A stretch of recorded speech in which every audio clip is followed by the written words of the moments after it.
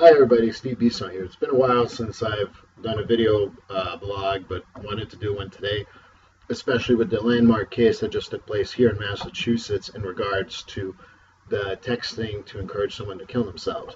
And I know that Mint, I work with Alexa, and she's going to be posting a blog where we discuss this a little later on. I want to do a video blog also to give you my first impressions. First of all, this judge had a job where he could not win whatsoever.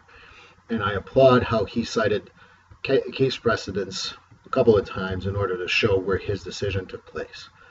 I do think that the decision that was made was right, but I also think that this is going to be valuable lessons. Legally, I'm not a lawyer. I can't tell you a whole lot, but on a mental health as well as a social standpoint, here's a lot of things that I hope people get from that. Your words are powerful. If someone communicates these things to you, encouraging them, no matter what your true motivation is, which is part of what the trial was about. Remember, you can lead someone to do very negative things. This is unfortunately suicide, but it could be anything else. So remember the power of words and the power that you have on other people.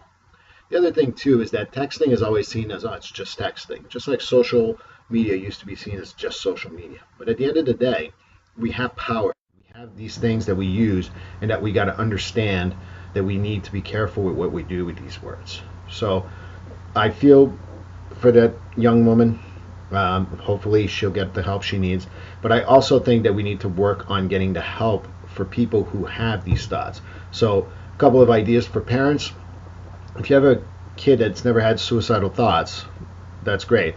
If they did, then you got to start monitoring their phone and their stuff. And I know that teenagers don't want that, but at the same time, isn't that part of our responsibility as parents? We can't default always to professionals as well as teachers or schools, but we need to take responsibility for that. Number two, ask questions. And whether your kids have never had any thoughts, still ask questions. It's very important to do that. For teenagers, think about how words are received versus sent. Communication is not a one-way street. It's a two-way street, and how people receive it is as important as how you communicate it. What I think it is that we cannot stress enough that texting, social media, and other stuff has significant impact on people. So I hope this is this is just my first impressions. I'll look into it more. We'll talk about it more. I know I have the Mint process that we're going to do, but I also, as a therapist, I thought it was important for me to put it out there. So let me know your thoughts, either comments below, comments through Mint, write to me directly, obviously either through the website, my Facebook. I have plenty of accounts, and I hope you're having a good Friday, and I'll talk to you later.